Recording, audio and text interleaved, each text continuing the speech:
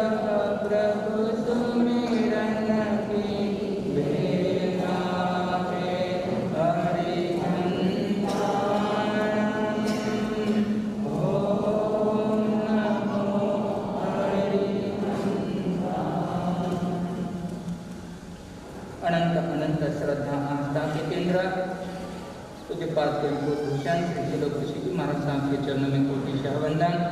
जन जन के आस्था के केंद्र जीवन की शिल्पकार आचार्य भगवंत पूज्य गुरुदेव श्री आनंद ऋषि जी महाराज साहब के चरणों में वंदन। आचार्य भगवंत की प्रतिमूर्ति जिनमें झलकती है ऐसे महाराष्ट्र प्रवर्तक पूज्य गुरुदेव श्री कुंदन ऋषि जी महाराज साहब, पंडित रत्न पूज्य श्री पद्म ऋषि जी महाराज साहब के चरणों में कोटिशः वंदन। ज्ञानी ध्यानी तपस्वी महासिद्धि वृंद सोई की आत्मा को जगाकर आत्मा से महात्मा बनने की जो पहुंचे हुए धर्मानुरागी भाइयों माताओं बहनों, आप सभी के भीतर विराजमान शुद्ध स्वरूप परमात्मा को दो लाइन। मैंने किए बहुत अपराध नाथ मोहे कैसे तारोगे, कैसे तारोगे जिनंद मोहे कैसे तारोगे। ये पंक्तियां, इस पंक्तियां के भाव ऐसे एक नहीं है, सैकड़ों पंक्तियां, सैकड़ों रचनाएं और करीबन 70,000 श्लोकों की रचना जिन्होंने की है, जो दोनों हाथों और दोनों पैर से लिखते थे। A4 साइज के कागज में जिन्होंने पूर्णतः 10वें कालिक सूत्र बिठाकर और अलग अलग सूत्र की रचना की, शिलालेख के द्वारा अपने भीतर की कला को जिन्होंने जागृत किया है, और कम उम्र में इतना महान कार्य और इतना उपकार अगर इस धरा पर किसने किया है तो वह है पूज्यपाद कवि कुलभूषण त्रिलोक ऋषि जी महाराज साहब।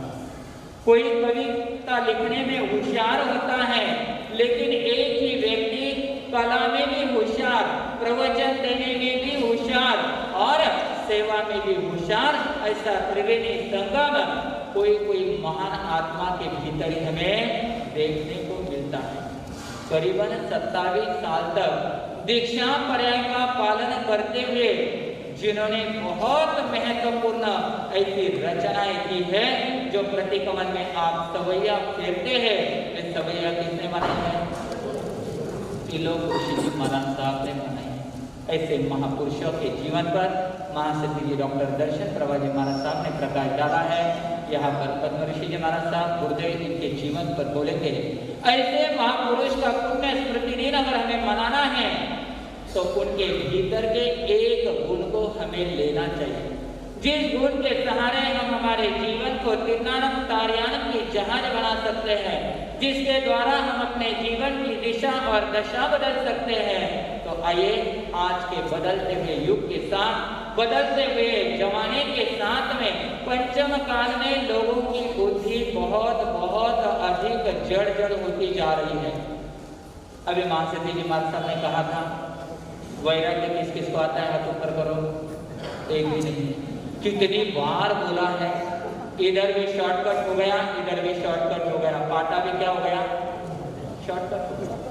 अर्थात इस जमाने में व्यक्ति चाहता है कुछ भी मिले, शॉर्ट में स्वीट मिले। एक ऐसी माला महाराज जी बता दीजिए, एक रात में मैं करोड़पति। अगर ऐसे प्रवर्तक भगवान बताने लगे तो क्या हो जाएगा? महेश सांस्कृतिक भवन में कहीं पर जगह नहीं है।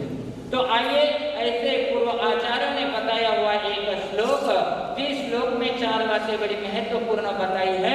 इन 4 बातों को अगर हम हमारे जीवन में आचरण में लाने का प्रयास करते हैं तो निश्चित हमारा जीवन सत्यम शिवम और सुंदर बन जाएगा। निश्चित हमारे जीवन में सुख, शांति और समाधान का त्रिवेणी संगम बहना प्रारंभ हो जाएगा।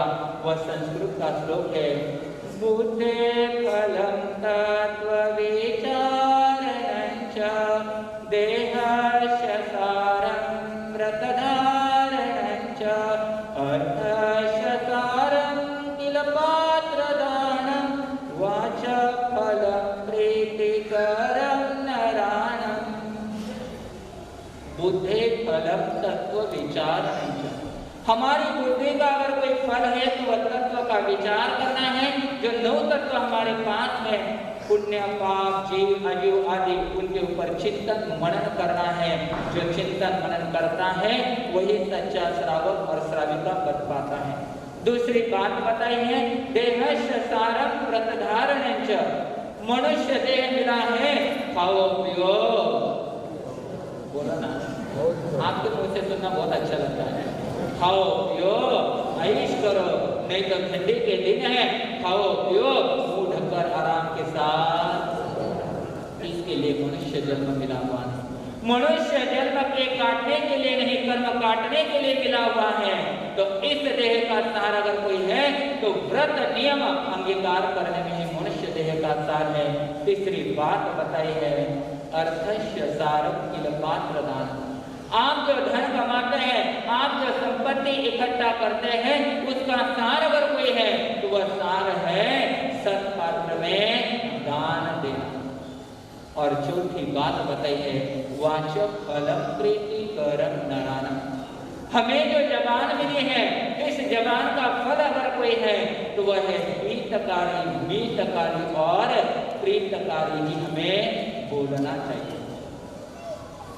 5 इंद्रियों में एक इंद्रिय ऐसी है जो डबल काम करती है। नाम मालूम है आपको? बोलो तो सही। रसने, जो खाने का काम करती है, जो बोलने का काम करती है। खाए बिगर चलता नहीं और बोले बिगर तो काम होता ही नहीं।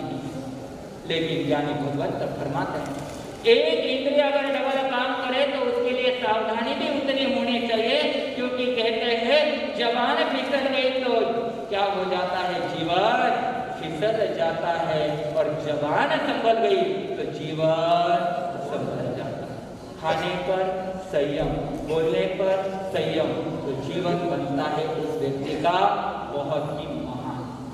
क्योंकि कहते हैं जबान में अमृत घोलने की ताकत है, जबान में जहर घोलने की ताकत है। जबान के द्वारा आप सदुपदेश देते हुए, आप पुण्य का उपार्जन करते हुए उच्च गति को प्राप्त कर सकते हैं। और कटु जबान से निकले हुए 3 शब्द आपको अधोगति तक ले जाने में सहायक बनते हैं। द्रौपदी का वह शब्द, अंधे के पुत्र अंधे, इतना ही वाक्य द्रौपदी ने कह दिया, कितना बड़ा नरसंहार सामने आया है। इसलिए कहते हैं जबान संभाल कर बोलिए, वचन संभाल कर बोलिए, वचन के हाथ न पाओ, एक वचन औषधि करत, एक करत। तो आइए जबान के ऊपर हमारी बात चल रही है। वाचक फलम प्रीति करम नारायण। मधुसूदन नाम का एक राजा, वह राजा बड़ा ही न्याय और नीति प्रधान ऐसा वह राजा था। उस राजा ने विचार किया, मेरे जीवन में और तो मुझे कोई शौक नहीं है, कोई हॉबी नहीं है। मेरा एकमात्र अगर कोई शौक है तो क्या है, जितने भी विद्वान हैं, पंडित हैं, अनुभवी लोग हैं, उनसे वार्तालाप करना और उनसे मुझे कुछ ना कुछ नया ज्ञान हासिल करना। और जो भी विद्वान पंडित उसके पास आते थे, वह राजन उनसे वार्तालाप कर नॉलेज लेकर उन्हें क्या करता था, धनराशि देकर उन्हें सम्मान के साथ विदाई देता था। कहते हैं जहां पर लक्ष्मी होती है वहां पर सरस्वती की कमतरता होती है। जो विद्वान होते हैं, जो पंडित होते हैं, उनके पास लक्ष्मी की क्या होती है, कमी होती है। अगर दोनों भी कहीं पर मिल जाए तो उस व्यक्ति की 5 उंगलियां, अरे कोना वाला तो बड़ा होशियार है, सुबह आप लोग तो खाने आने लग गए, बहुत अच्छी बात है। अब एक विद्वान बड़ा बुजुर्ग, उसने देखा मेरे पास अर्थ की कमी है, दरिद्रता है मेरे पास। राजा के इस गुण से वह प्रभावित हो गया और एक दिन उसने विचार किया, चलो मुझे पहुंचना है उस राजन के पास में। लेकिन वो व्यक्ति विचार कर रहा है जैसे राज दरबार की तरफ जाना है, बीच में सोने चांदी के बड़े शोरूम दुकानें लगी हुई हैं। वो आगे बढ़ा, उस गली में से आगे बढ़ते बढ़ते उसने एक आवाज लगाई, 3 लाख की 3 बातें मेरे पास हैं, जो कोई खरीदी करना चाहे खरीद सकता है।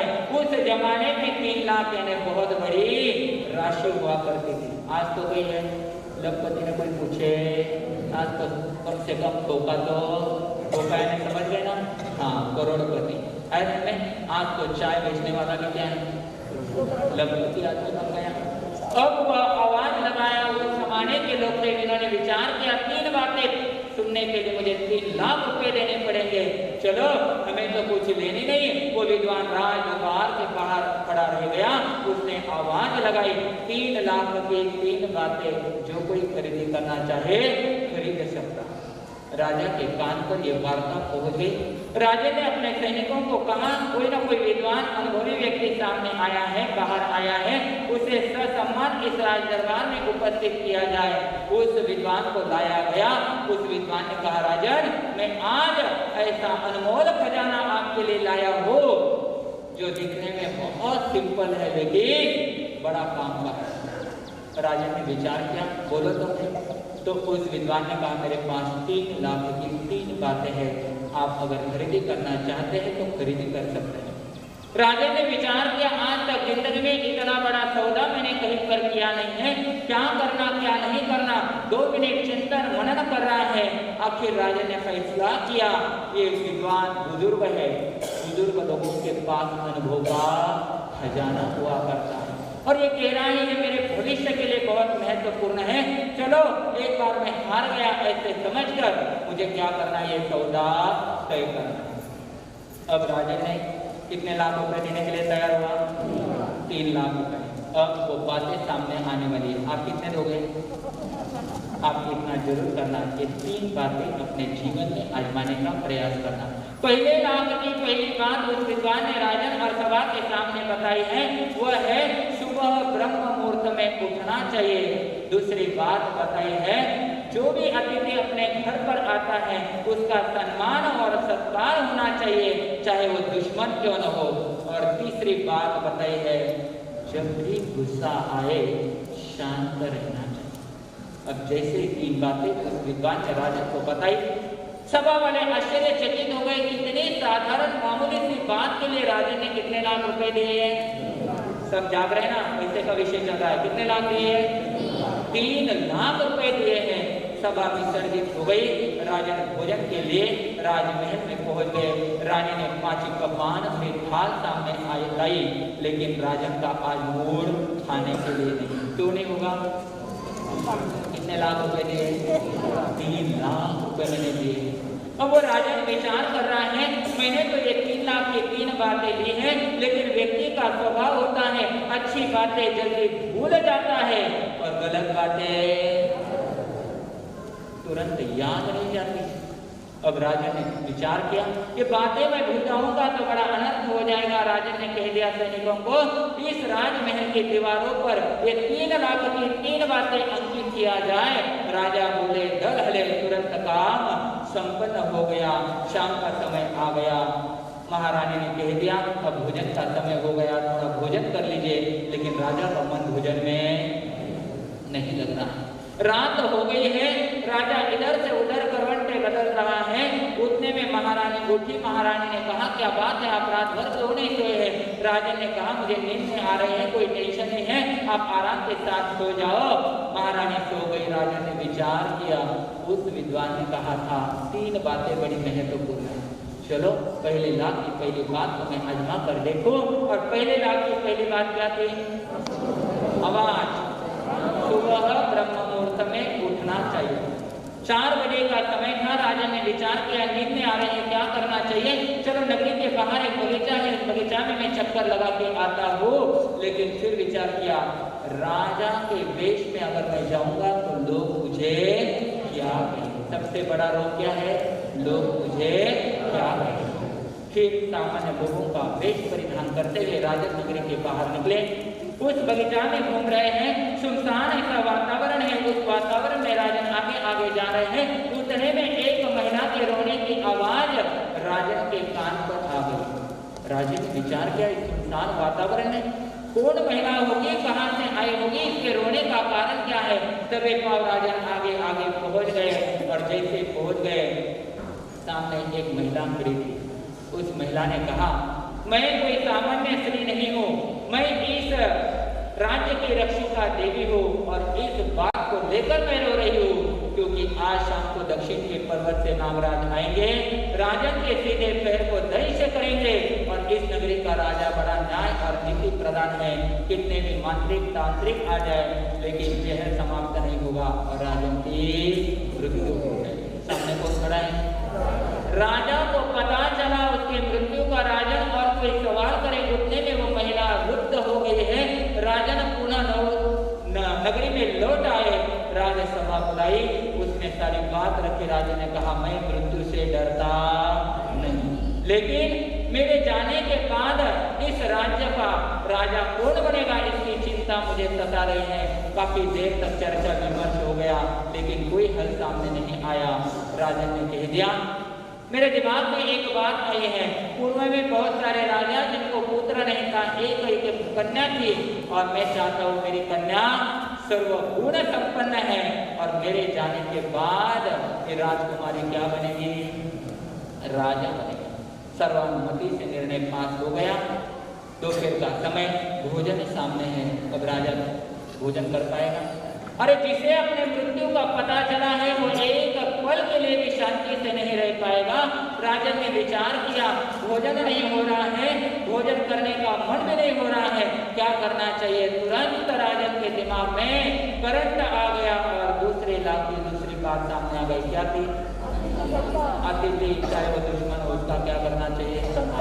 राजा ने तुरंत सैनिकों को कह दिया और क्या कह दिया उन्होंने, जाओ दक्षिण के पर्वत से लेकर राजमहल तक का पूरा रास्ता अच्छी तरह से साफ सुथरा करो और उस पर क्या करो, फूल बिछाओ, जगह जगह पर कुंडी में रक्त क्या रखो, दूध रखो, बिना वादंत्र रखते हुए उस अतिथि का सम्मान होना चाहिए, सम्मान में कोई कमी नहीं। तुरंत काम प्रारंभ हो गया। शाम का समय आ गया। राजन महारानी और राजकुमारी को समझा रहे हैं डरने की कोई बात नहीं, अगर मेरे आयुष्य की डोरी टूटनी है तो कोई बचाने में समर्थ होने वाला नहीं, और अगर मेरे आयुष्य कर्म मजबूत है तो कोई मेरा बाल विवाह नहीं कर सकता है। दक्षिण के पर्वत से नागराज आगे आगे बढ़ रहे हैं। राजन ने कहा घर पर बैठकर मुझे क्या करना नहीं है, अतिथि का सम्मान नहीं करना है। शाम का समय नजदीक आ गया। नागराज वहां से आगे बढ़ रहे हैं, बड़े मस्ती के साथ में इस कुंडी का उस कुंडी का दूध पी रहे हैं, बिना वादंत्र के साथ में आगे आगे वो बढ़ रहे हैं। भीतर में जितनी बैल की गठान थी वो धीरे धीरे क्या हो रही है, छोटी छोटी जा रही है। राजन ने कहा महारानी आप और राजकुमारी महल में फिर जाइए।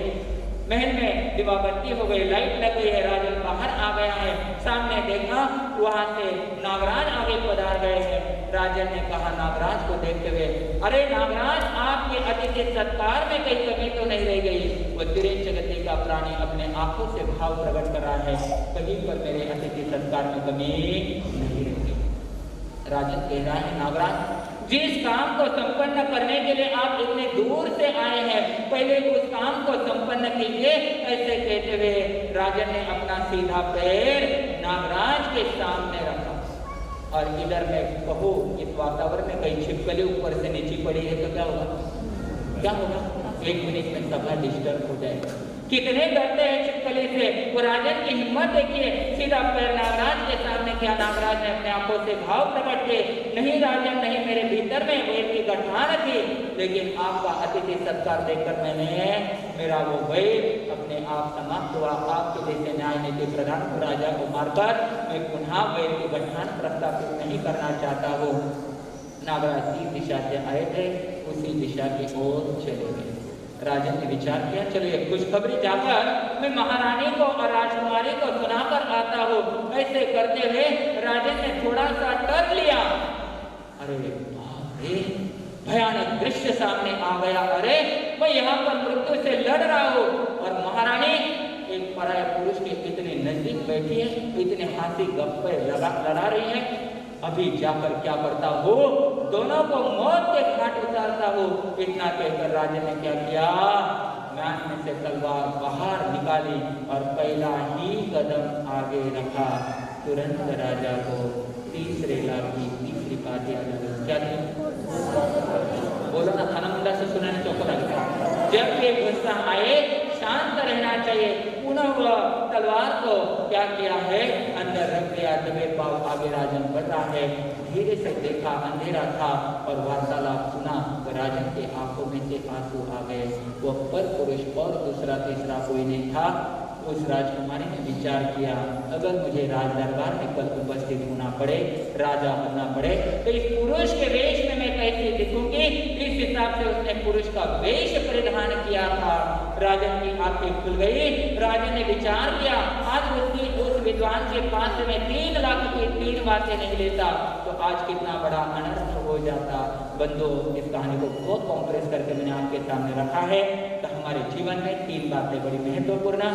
सुबह ब्रह्म मुहूर्त में 4 बजे से 3 बजे से लेकर 6 बजे तक का समय ब्रह्म मुहूर्त का प्योर ऑक्सीजन मिलता है। पढ़ाई करो उस समय में तो घंटों का काम मिनटों में होता है। देवी देवताओं के विमान आकाश में घूमते हैं और आपने मन में कोई संकल्प अच्छा एक कोई प्रतिज्ञा कर ली और ऊपर से तथास्तु हो गया तो घंटों का काम मिनटों में हो जाए। दूसरी बात, अतिथि देवो भव। महर्षि जी महाराज साहब ने कल परसों ही बताया था कि अतिथि हमारे लिए बहुत महत्वपूर्ण होता है, देवता तुल्य होता है। उसका सत्कार और सम्मान होना चाहिए, चाहे वो हमारा दुश्मन कोई भी क्यों न हो। और तीसरी बात, जब भी गुस्सा आए हमें क्या रहना चाहिए, क्योंकि गुस्से के दुष्परिणाम बहुत भयंकर होते हैं। हमारी आत्मा का अहित पहले होता ही होता है, दूसरे का हो न हो। और भगवान महावीर स्वामी ने बताया है, सबसे भयंकर जहर अगर दुनिया में कोई है तो वह है गुस्सा करना। तो उस गुस्से से बचना, एक्शन की रिएक्शन नहीं देना, थोड़ी देर शांत बैठना। तो निश्चित ये 3 बातें, 3 लाख की 3 बातें जो बुरी आत्मा अपने जीवन में उतारने का प्रयास करेगी, वह आनंद ही आनंद को प्राप्त करेगी। ओम शांति। आइए बाद में